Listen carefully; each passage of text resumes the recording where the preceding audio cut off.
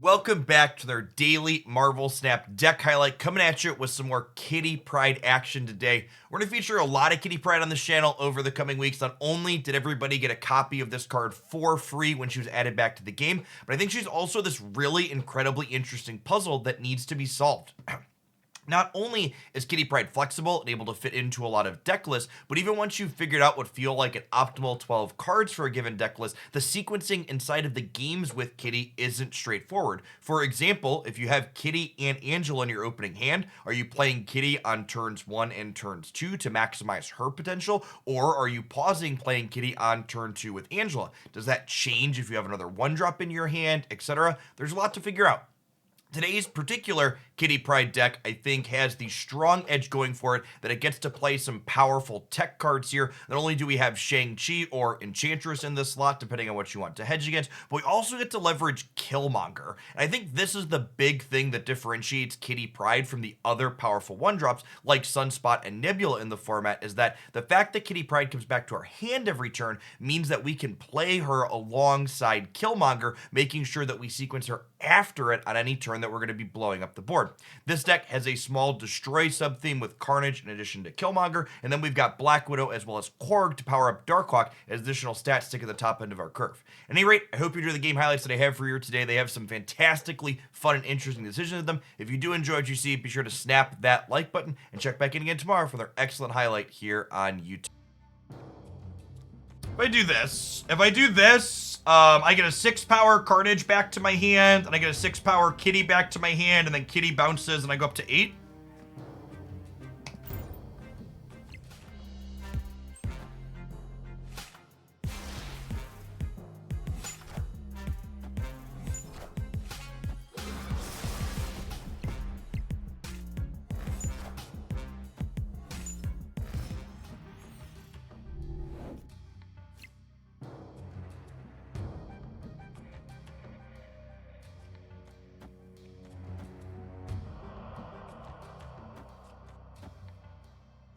If I do this, Hood puts a demon in my hand, this puts an 8-power Kitty in my hand, this puts a 6-power Kitty in my hand, and then this one comes back at the start of the turn going up to 10. Friendly neighborhood Spider-Man here.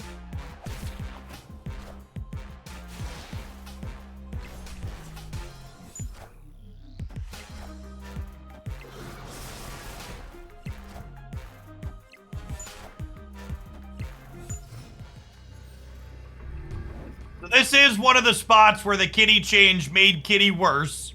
Is previously you'd be able to like pull them all back and replay them back out. That being said, we're still winning here by a pretty significant margin, right? So it doesn't really matter, but we'd be able to go a little bit more crazy with the previous Kitty design. I should just put all my biggest things in the middle, right? Adding 8 more here is more than enough. They have like Blue Marvel, but even Blue Marvel plus 8 is fine. Oh, Jeff can move. Yeah, that's true. That's true. I have a 6 here.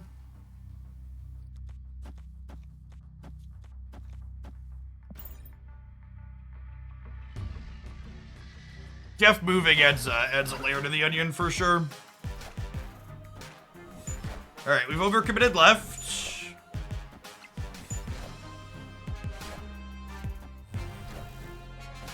Could be more than good here still.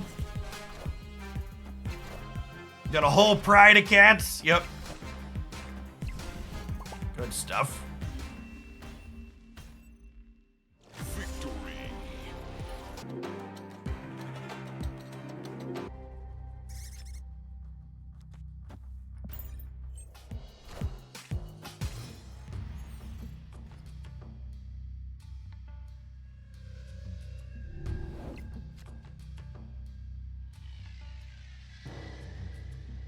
Now, this game, I'm going to play Angela out on 2 because I want my turn 3 to involve Mysterio so we can send a 0-power Mysterio across the middle.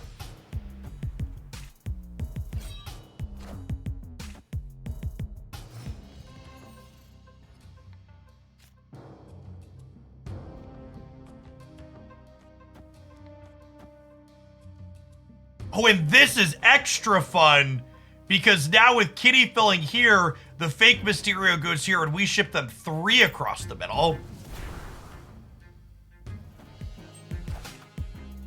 Wind, aid my Rude. hand. Rude!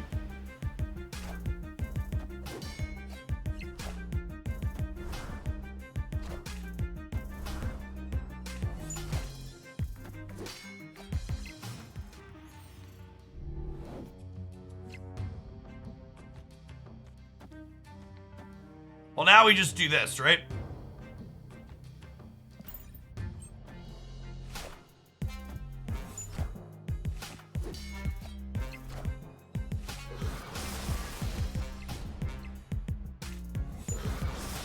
This is going to be a play Black Widow on 6 game.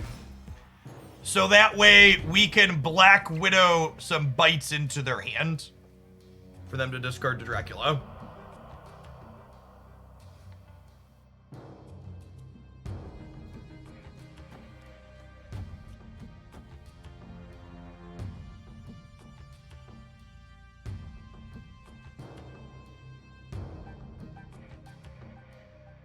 If I do this, I don't have room. I don't have room to Widow's Bite. Widow on the last turn, unfortunately. Oh, I could do both of these. Yeah, that's definitely the play, right? Yeah, this is better. This is better.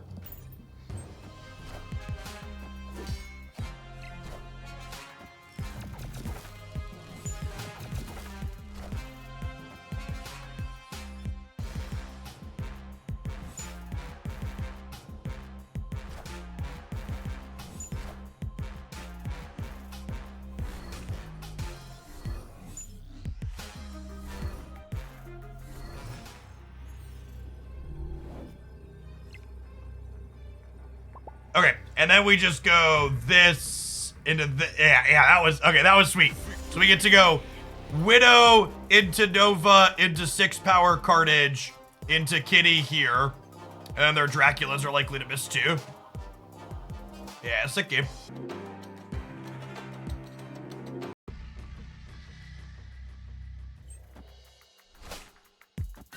Someone asked earlier, how does this deck compare to the bounce build we were playing earlier? This deck is less linear, more interactive. We have cards like Killmonger and Shang-Chi. Shang-Chi can also be Enchantress if you prefer that for your tech card. So not a super one-to-one comparison.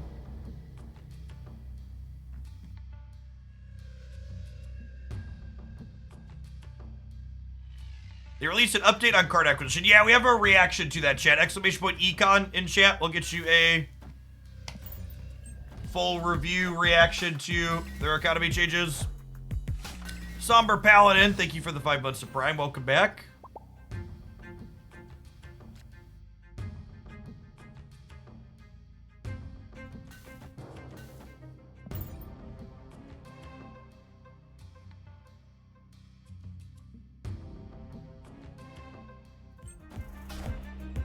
Does linear mean you play the cards on curve? Linear not only typically refers to curving, but it refers to whether or not your game plan interacts with your opponent's game plan.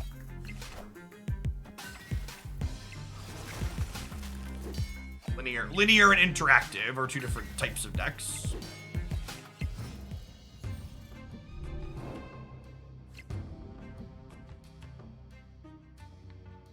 Why is Mysterio in this deck without Bast or Bishop? Yeah, it's good with your destroy stuff. It also randomly triggers Angela in spots too. You can put a clone across and fill in your Angela path. The Mysterio clones under the right conditions can hold a Mysterio bonus as well.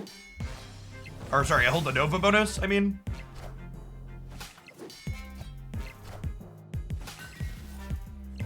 All right, and then next turn is perfect. I get to go Kitty Pryde into Bishop Nova Carnage in the middle.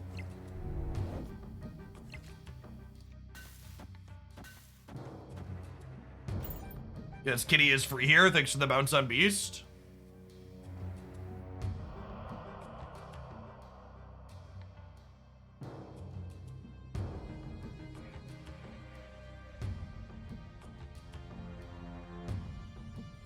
Yeah, Mysterio is a very generically good card, agree.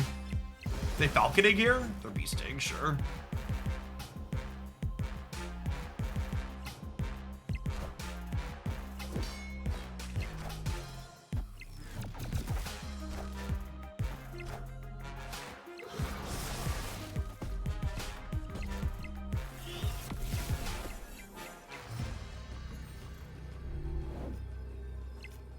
Hey, look, Chad, it's the Shang-Chi I wanted for Christmas. We do have priority here, so this is a little bit less good than it otherwise could be, but it's probably game-winning, if I had to guess. Gonna knock their Angela down to size. We also are +4 in Nidavellir is noteworthy, because that's the real Mysterio.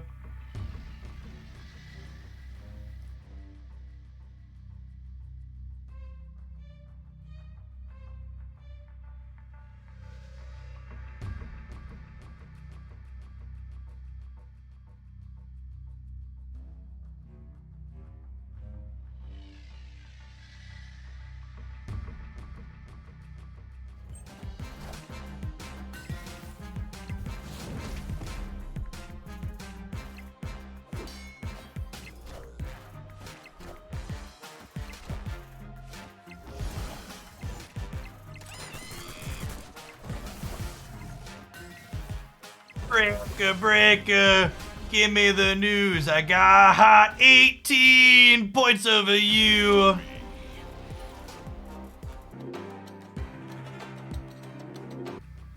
Do I still buy full credits every day in this game? Nah, not for a while, Mike.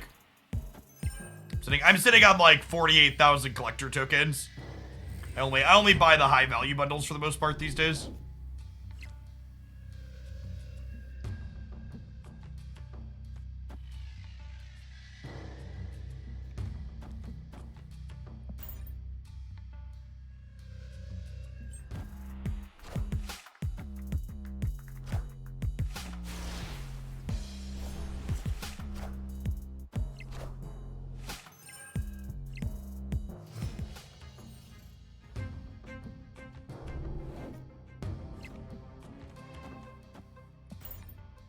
Vinny the Fish, thank you for the half a year.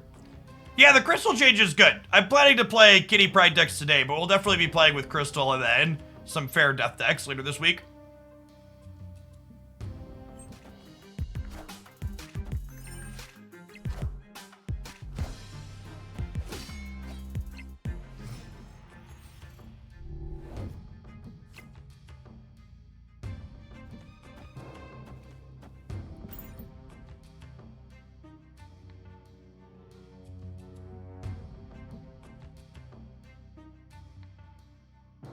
This is going to give them a Widow's Bite for Lockjaw, but I think that's fine.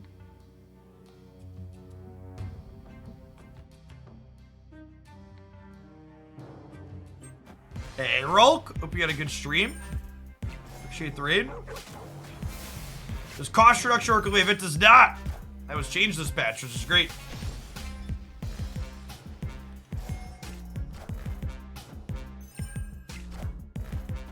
She-Hulk is dead? No, She-Hulk is still very good, chat.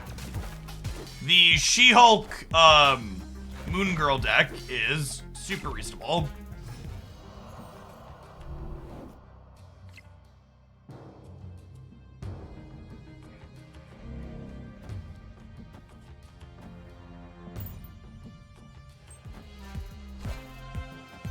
There was one specific She-Hulk deck that played Wave as a combo, and that deck no longer exists, but...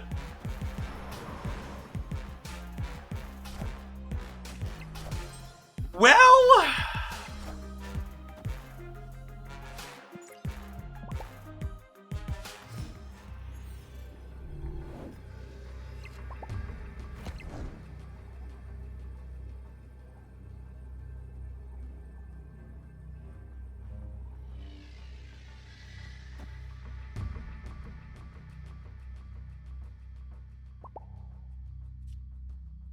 They're leaving?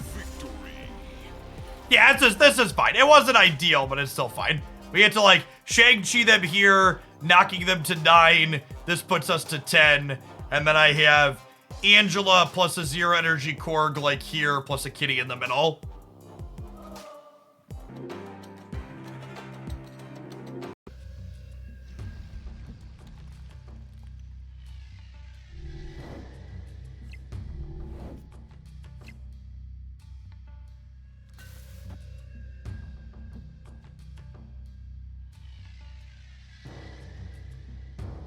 I get Angela going, I think.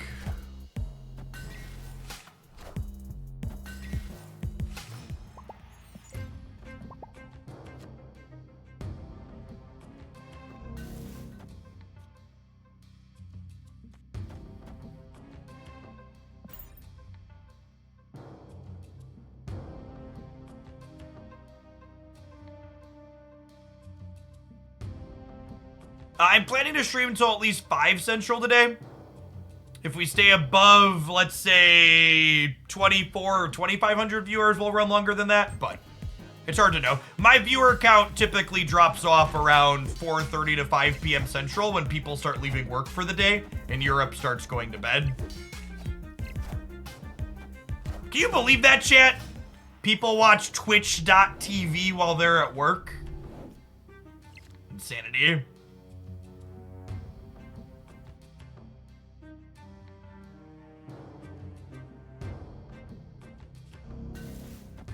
First off, how dare you?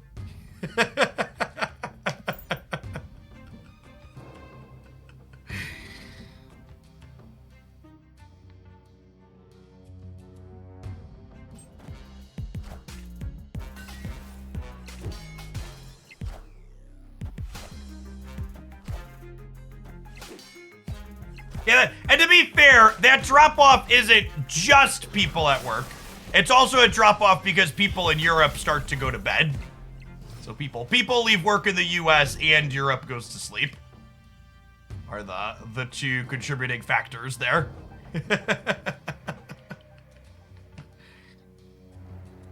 I'm at work right now. Hyper Beast, you have the Twitch icon, right? So you can count watching a Twitch stream while you're on the job as work related.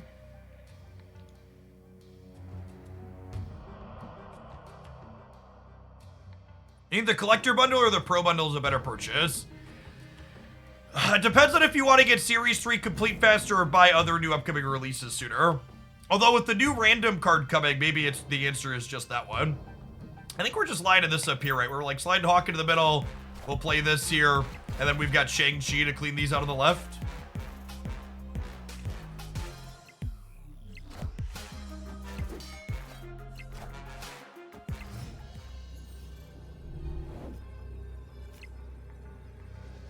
This is, again, I want you to note how we keep avoiding priority thanks to Kitty Pryde coming back to our hand tier. This is something I talked about in the Kitty breakdown this morning, but Kitty Pryde, your priority gets calculated after she comes back to our hand. And that's frequently a good thing because these decks don't want priority in most situations. You'd much rather be going second. So that way you can't get Killmongered or Shang-Chi on the cards you're playing out. It's possible I'm supposed to play for all three here and like play Kitty Pryde on the right. Yeah. That's all. Snap the like button if you'd be so kind and check back tomorrow for another deck highlight.